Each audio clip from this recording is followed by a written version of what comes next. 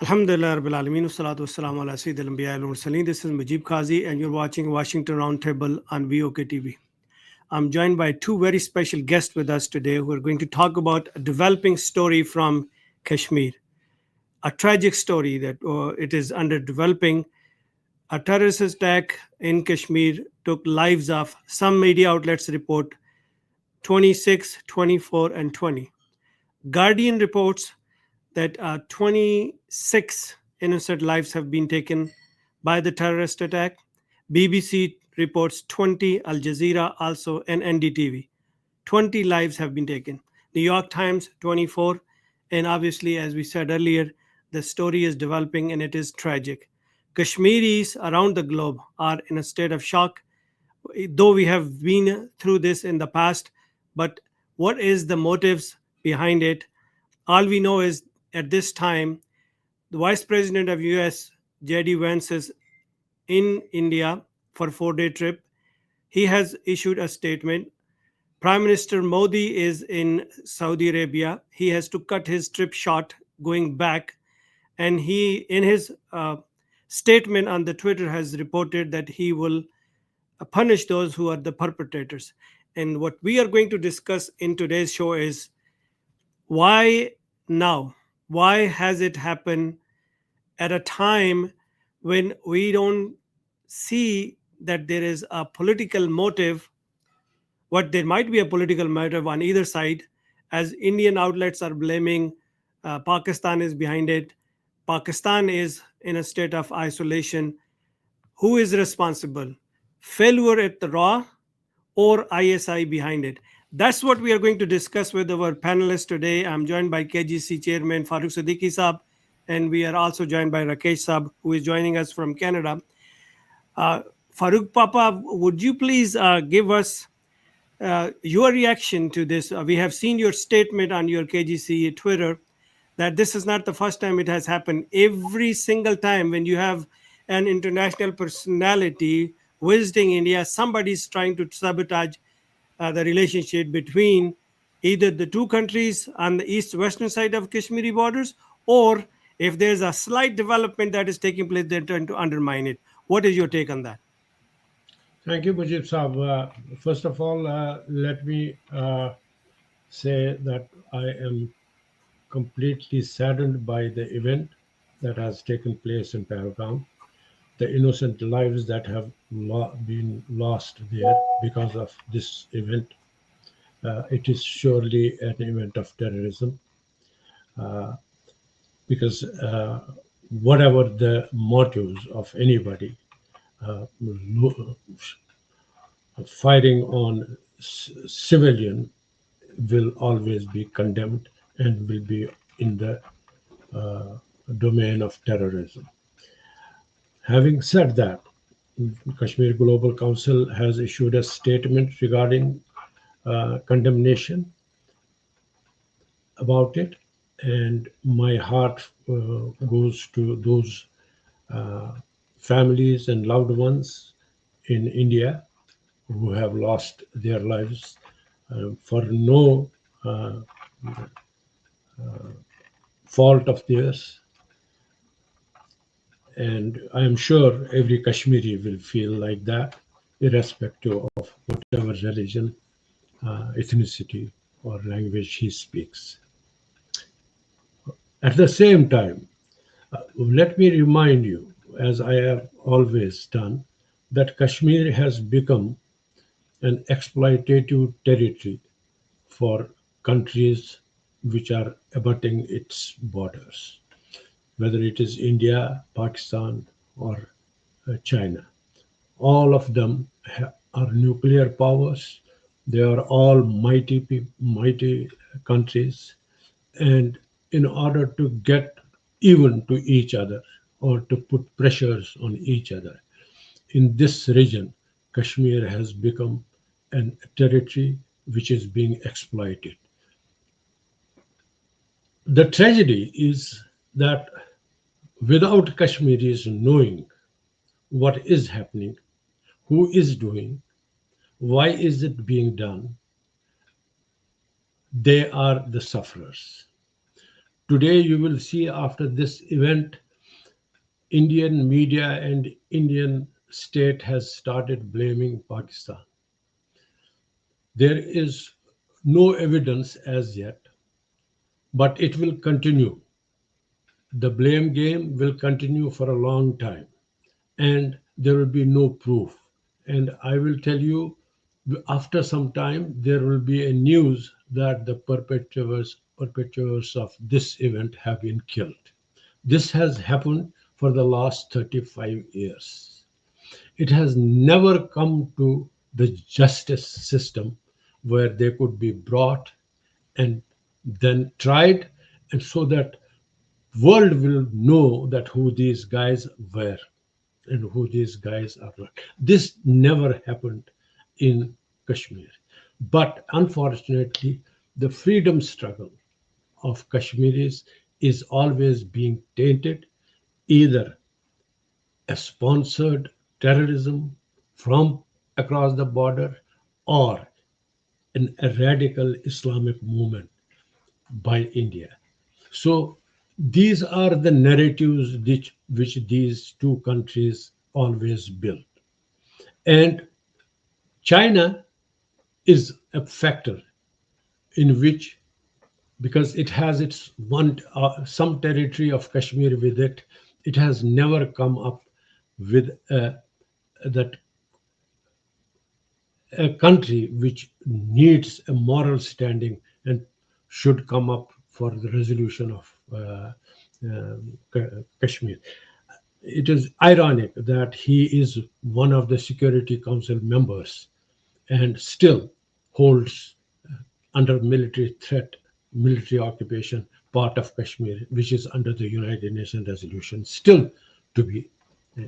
So, so this is a very precarious territory in which smoke screens are being thrown left, right, and center. And so, my only appeal to international community and to the people of India and people of Pakistan is that please, there is nothing like that of a communality from Kashmiri people in this case. It is ironic that Pakistani general, chief of the army staff, chief of the army comes up in a statement in some convention. He talks about the two nation theory. It may be fine between India and Pakistan. They have two nation theory. They developed two countries, generated two countries, became India, became Pakistan. Maybe he is right in what he is saying. But that does not hold to Kashmir. Kashmir was never part of two nation theory. It was always an independent country and it should remain independent. So the world,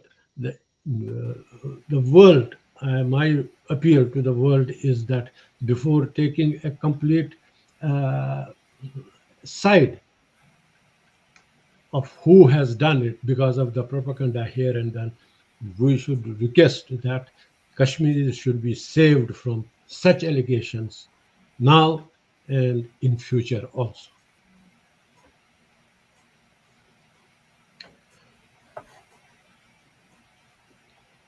Mujib sir, we are muted. Rakesh ji, you have heard Farooq Siddiqui Saab, and we all extend our condolences to the victim of the families who have lost their lives. We do hope that your family is okay back home. Um, Given the circumstances that, oftentimes what has happened in the past is the blame game goes on, and Farooq Siddiqui Saab has mentioned the sponsored terrorism from across the border. Obviously, I'm going to go back and ask him who he actually referring to, but I'm going to ask you that at this time, currently, it seems like we have a more friendly regime running the country, other side of India, which is Pakistan, which seems to be more friendlier than any other regime in the past. So why would this tension be created if it is a false flag operation that has been launched by either side of the agencies? What is your take on that? Okay. Thank you, Mujib sir, for inviting me. First and foremost, I think we have to express our deep condolences, my sincere condolences to the families, right? Because I can tell you out of my personal experience as well. We have lived this life, we are living this life. Whoever has been victim of this massacre, their life will never be the same. They will live their life, their near and dear ones will live their life, live a life of, it will be a miserable life for rest of their, okay? So that is very, very tragic. This is a barbaric act that has happened, and it's not for the first time that has happened in Kashmir. Okay, I think you touched upon on the timing thing. If you see it from our perspective, from my perspective, from the perspective of Kashmiri Hindus who are aboriginals of that place with a history of 5,000 years plus, right? We are living this life for last 35 years. So point number one, we should never have two thoughts on one thing where we say it's a timing thing. It happened now, it happened last time, and then after 10 days, forget it. It's past. And then we go into those circles again and again. This is what has been the story, long and short, of Kashmir for last 35 years. Okay. From what I see is, let me put it very bluntly, because I don't think we should be minting in on our words, and it's a binary thing. It's a 0 and 1. There are no gray shades in this. Okay. So jihad is India's enemy number one. What is going on in Kashmir is a jihad. We may debate on what percentage of the population is with it, whether there is a population supporting it now, in the past, we can debate on that. But whatever number is there, this is a jihad. That's on India. And India has to have the guts to acknowledge that. I think, especially for last several years, there is a propaganda of normalcy, right? A phobia is being created as if everything is normal. And whatever has happened, there has to be accountability. Who is responsible for that? And it doesn't go with the statements what we have historically been hearing. It's Pakistan, it's terrorism, it's terrorists. We'll go after those people and kill four. If they kill four terrorists, three terrorists, there is a factory behind that. So we have to start understanding and address the origin, address the root. So point number one, jihad is India's enemy number one. There should be no mistake on that. India should have guts to acknowledge it. When I say Indian administration, Indian parliament has to acknowledge it. Government has learned nothing from the mistakes of 1990. That is what is happening right now as well. Kashmir, whatever genocide has happened, whatever kind of massacres are happening, this can be happen anywhere in India if jihadis wish. This can can be replicated in any part of India. So Kashmir is a litmus test for Indian nation to address it.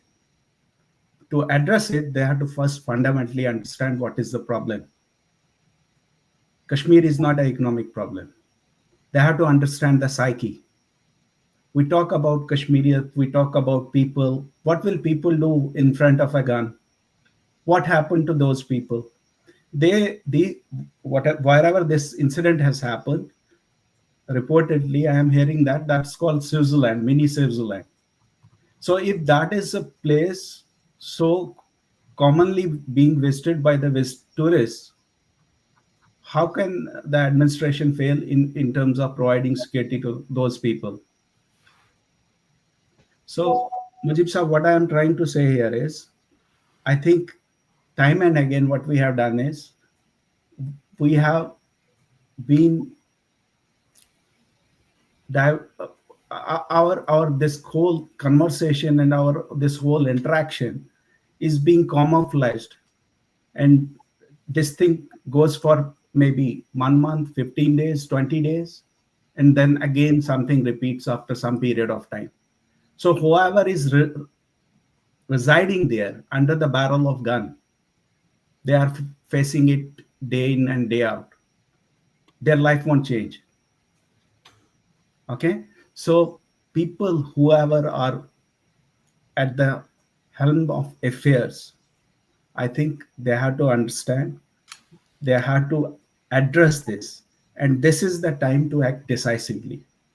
I will come to this point again, right? But I think I give you opportunity in terms of asking other questions as well. Sure. Well, Rakesh ji, before I go to Siddiqui Saab, I just want to ask you to elaborate a little bit. What do you mean by when you say that jihad is the biggest enemy of India? Can you elaborate more on that? See, if you see from the statements of the army chief, very recent. Let's keep the past at past. What was the Pakistani army what chief, came right? out of? Huh? Sorry. Pakistani army chief you're talking about? Yes, Pakistani army chief. What came out of that? And when was those statements issued? How many days passed since then? So basically, what you're saying is the Pakistan army is using jihad, Islamizations to make up the minds of the people to carry out these kind of attacks. Is that what you're saying? Yes, obviously, and there is a factory behind that. There's the It's factory. not going to end with 4 people, 10 people killing 100 people. You have to address the root. Would you respond to that, Siddiqui Saab? Yes, I mean, I'm listening to Rakesh Saab's what he's saying, and I do agree with two things that this issue is not going to get resolved by India tomorrow saying that we have captured and killed such and such fellow who were responsible for these 4 or 5 people. We have to go to the root cause.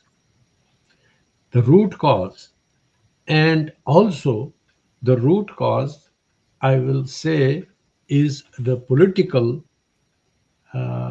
dispensation of Kashmir. For the last 35 years, in particular since 2019, since removing of Article 370, there have been very huge, uh, uh, what you call, statements coming out of Indian politicians and Indian machinery that everything is okay now in Kashmir. We have amalgamated Kashmir with India, and there is nothing of any political problems, and even conducted elections in which a particular party won about 50 seats. Now, doing all those things and orchestrating all those things under a very watchful eyes of military occupation and security system that has been deployed in Kashmir, all these efforts go in vain, which today, if you will see the Indian media or Indian TV anchors or Indian politicians, all are saying that everything has failed, and all those statements and declarations that they were saying, even Prime Minister Modi or Home Minister, that Kashmir has is an integral part and it's within our control. That has proven not effective. There is no security. When a state cannot provide security to its citizens, the state has no right to call for its governance. So basically, Indian state has failed to secure the people, their own citizens. Like we have still more than 300,000 Kashmiri Pundits who willfully or unwillingly have migrated out of Kashmir and are not able to come back because of the security issues there, which they have in their psyche. So it's not a completely amalgamated state as India proclaims to be. You, you cannot, Indians, I see Indian media is hyper right now that, okay, let's go and attack Pakistan, attack uh, some camps in so-called camps, I think, or maybe there are or there are not. I am not privy to that in Pakistan, and get rid of this. They have been saying this for the last 35 years, and it has not worked. You have to get into the nitty gritties of the problems. As Mr. Rakesh said, that fundamental things need to be addressed. And the fundamental thing, in my opinion, is the political status of Kashmir. And that you cannot put under carpet and then say that we can govern it.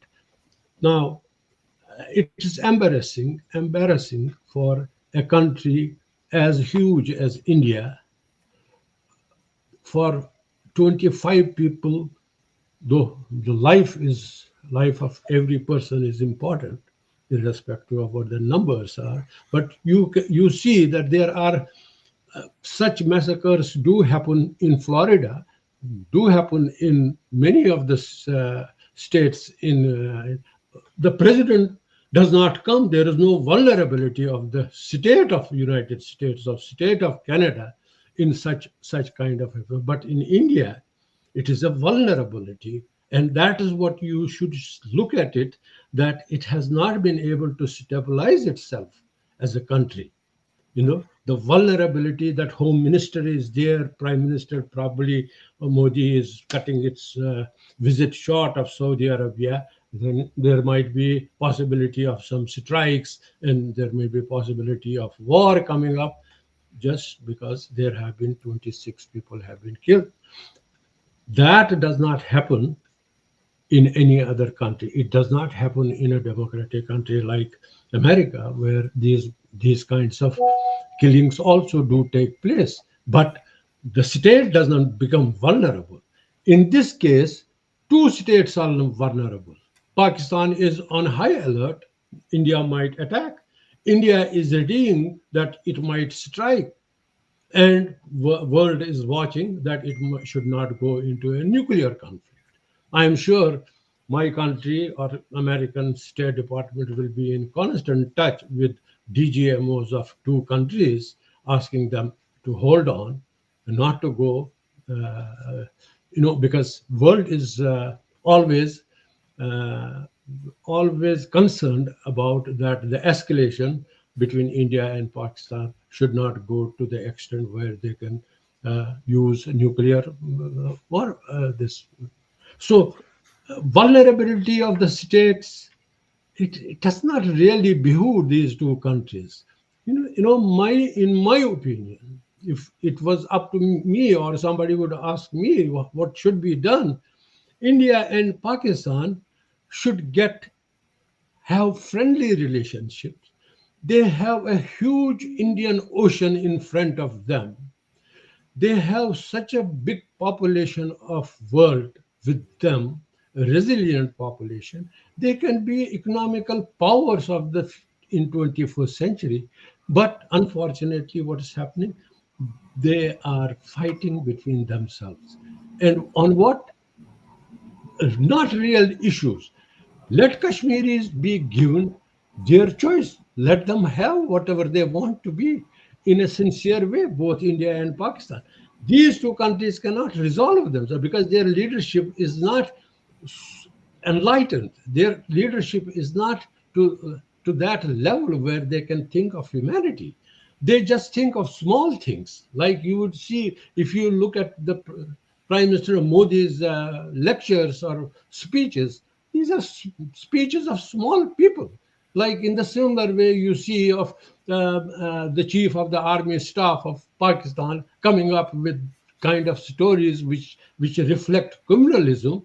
These are small things, small people. So we are caught up with these kind of people, and Kashmir, which has nothing to do with them, is suffering. whether it is Muslims of Kashmir or it is Hindus of Kashmir.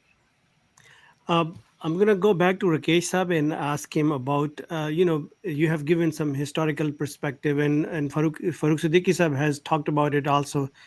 Um, Muslims, Hindus, Sikhs have lived together for centuries and they did not have any problem. But when it comes down to current army chief making statements, quoting Quranic verses, and launching these people who are trying to declare jihad, and all of a sudden this event takes place, and this is something not new.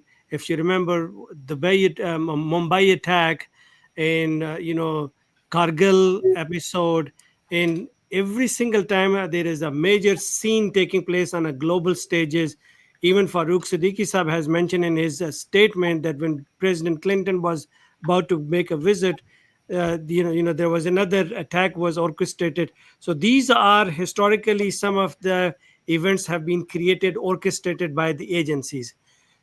Given the current circumstances, do you think killing 26 people in Balgam today, the innocent life of Kashmiris, was it taken under the guise of a friendly match between two agencies of the two countries, or is it really a terrorist attack that is trying to? I mean, there was a slogan that is being enchanted that you're the one who revoked Article 370 and 35A of 2019. Where is your security and what have you? Obviously, it's a developing story, but how do you see through those lenses this particular tragic event? Rakesh ji. See, I think, as I said earlier as well, right? We have to be like zero and one. There are no shades of black and white here, right? Mhm. Sorry, other shades here. Correct. See, if we start justifying anything in the name of terrorism Hmm. and then say we need to talk about it, that's unacceptable. That should be unacceptable, right? Hmm. So there is no way we can justify this kind of a heinous crime, and it didn't happen for the first time. Correct. That's the tragedy of it, right? Now the point is, what is happening is there is politics that goes behind all of this. Politics is being played on the name of these this kind of massacres. Hmm. Okay, so something has to change. If you look at the Indian media, or if you look at the recent newses that were being propagated length and breadth of India or across the globe, it was like as if Kashmir is absolutely normal. So how Kashmir can be normal unless and until you address the root cause? What is the root cause? Root cause is you should give justice to the victims, right? If you justify exodus of a minority minuscule population and don't provide them justice after 35 years and play ball back politics on that, how you are going to address the problem? Are you Okay, referring justice to freedom? Did you mean that? justice to Kashmiri Hindus, justice to all the victims, right? If reportedly, if we go by the reports of Indian media, for more than 40,000 lives have been lost in Kashmir. If we go by the reports of Pakistan and all, people claim 100K. So you can't brush them under the carpet and say everything is normal, Mm. right? Kashmir is not an economic problem. This is what I said. India has made the mistakes, previous governments over a period of 70 years, and they are continuing in the same phobia. So acknowledge it. Jihad is a war. It's a pandemic. It's a global, right? So you have to address it likewise. So, in Kashmir context, how do they have to handle it? What is your suggestion to the Indian government? Rule of law, justice to the victims, right? Say for example, today's situation, it's not only those 3 or 4 terrorists. People have to understand how come 2,000 or 3,000 people who are visiting a place like, you call it mini Switzerland, Hmm. why was not it secured? Even though you have a billion boots on the ground. Yeah, I mean, if that is what the claim is, why was not it secured? Why people are given the impression that everything is normal?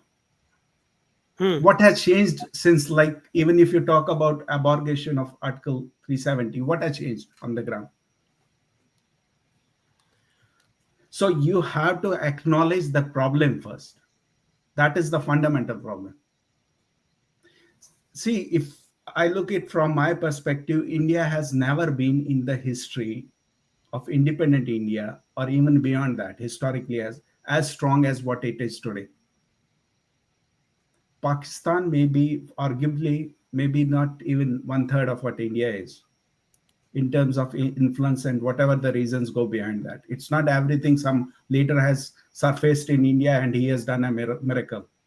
It's a global, right? There are geopolitical reasons for that. There is a larger game which is in terms of world order that's going on. We call it big game as well. Hmm.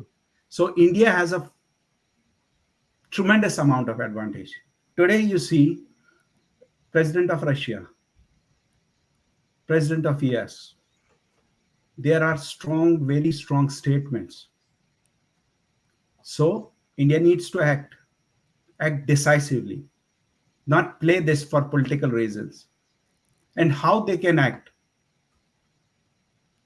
First, they understand what's going on, why it is going on, who is abetting them, what kind of politics is being getting played over it, and who are the victims for all of this, from all of this. If you see it from purely a profit and loss prism, from a banya culture, right, and throw money on it and think, okay, with that we will solve the problem, that's not how it is going to get solved. And I think unless and until we address this, there is an immense danger. Something like this could engulf this region in a bigger conflict, which would be catastrophic. Farooq Siddiqui sir, Yeah, would you respond? I know you yeah. had I some mean, disagreement. I differ here with Rakesh Saab about when he talks about that this is a jihadist movement. I don't think that in Kashmir it is a jihadist movement.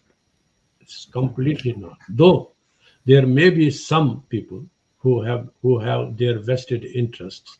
They may be uh, looking at it or becoming Islamist and propagating that Kashmir issue is completely an Muslim oriented issue and hence connected to the jihad of West Asia, this Central Asia or West Asia, or whatever, Middle East, right?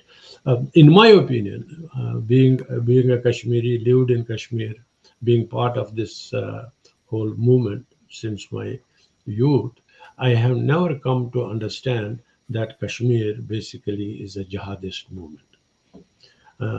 No, neither it is pan-Islamic jihadist movement. It is a simple freedom struggle. It is a simple the movement of liberty which has been snatched by way of occupation. And it is very clear. I fail to understand why very learned, well read people of both India and Pakistan do not understand it just because the bias of these two nations within them is so much ingrained in their minds that they cannot see Kashmir through a prism of compassion and through a prism in which they will look at Kashmiris and say that no, these are not the people that ought to be with us. These are not the people ought to be us with us. Our culture is different. Our way of life is different. Our roots of trades were different. And on top of it, our we have never had, ever since these two countries became sovereign countries, we lost our sovereignty to their occupation. And if I am fighting against that, that is not jihad. jihadist movement. I am not taking violence. We did take arms struggle, but we failed because we cannot beat the might of India and might of Pakistan by armed struggle. And we wanted to make the world aware that there is an issue here which has been lost in your geopolitical games, and still it is lost in that. I would definitely not say that this is a jihad against India. Maybe even Pakistan, they might look at it as a Ghazwa-e-Hind. But maybe India may get hold of its allies and say that I am fighting a fundamentalist movement, but it is not a fundamentalist movement in Kashmir. Let anybody go to Kashmir and have a look at it, if and talk to the people. They will see that it is not. So, Rakesh Saab saying that this jihadist movement, which I don't agree to this. There is a civil liberty movement, yes, a liberty. There is a movement against the occupation, yes, and people do not want to be part of neither India nor Pakistan or part of China. So they have had their own history, they have had their own culture, and they would want to be an independent sovereign country and then see what is the best for them to align with. If Greenland today, if the vice president of JD Vance says that Greenland should be given self-determination to become independent, and then we'll see how we can have relations with United States and Greenland.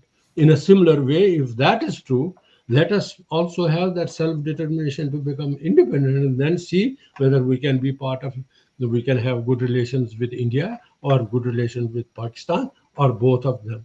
So if that is the yardstick for Greenland, why can't it be for Kashmir?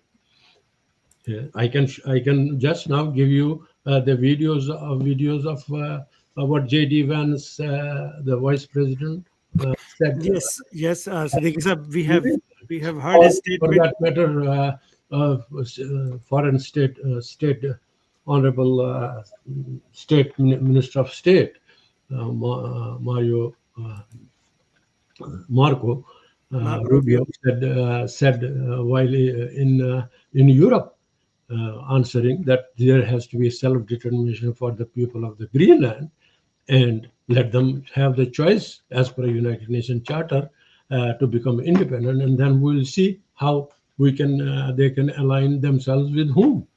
And if that is true, if that is a policy of the great nation and the leaders of United States, why can't it be true with Kashmir? Similar way, give us a self-determination. Let us choose what our pathway is. Maybe we can choose ourselves to be part of India, or be part of Pakistan, or be independent, or be have some kind of arrangement. So that is the fundamental aspect. That is the fundamental reality that needs to be looked at. It not this rhetoric. Today, 26 people have been killed, unfortunately. Another couple of years, there will be some more, and it will continue. And who is going to get blamed? Kashmiri Islamist, which is completely untrue. So we have two conflicting opinions, and the beauty of democracy. I just And wanted to add here, because you touched it. Why I have why I have given a statement regarding, we need to get to the crux of it, because when in 2000, the then president Bill Clinton came to India. On the eve of his coming to India, there was a massacre of Chatti Singhpur. Similar way. And what happened? And everybody throughout the world, and even Bill Clinton in the morning breakfast press conference, condemned this attack.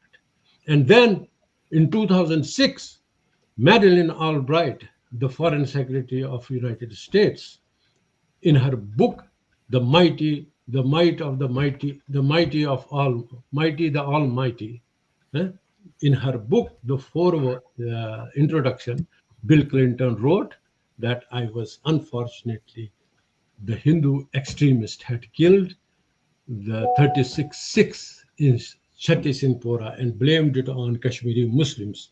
Unfortunate. If I would know that, I would have never gone to India. This is Bill Clinton. I can give you the proof, and I can if you want. Uh, I can show this with. I can share. This is in the records of U.S. Congress. So, You know, Mujib sir, I think what I Siddiqui would. Sahab, unfortunately, we have come to an end of our show at this time, and it's a sad moment that we are discussing some important issue at the juncture where Kashmiri's blood is being shed, and it is continuously raining on Kashmiris. Their lives have been taken, and we are all in a state of shock. I just wanted to have the reaction from the Kashmiri leaders who have their families, the loved one have been suffering for the past 75 years, some claim 30, 35 years. But at the end of the day, the purpose of the debate and the dialogue is to have those opinions vent out and let the people of Kashmir, let the people of sanity, let the people of wisdom speak and give the direction. And hopefully through these dialogue, through these discussion, through these talk shows, eventually the people who are the decision maker at one time and the other would realize that they have used so much the innocent blood of the people of Kashmir, and it's about high time for them to realize that let the people of Kashmir decide for their own fate. Until next time, take good care of yourself. Thank you both for showing up on the show, and I really appreciate and our condolences and heartfelt uh,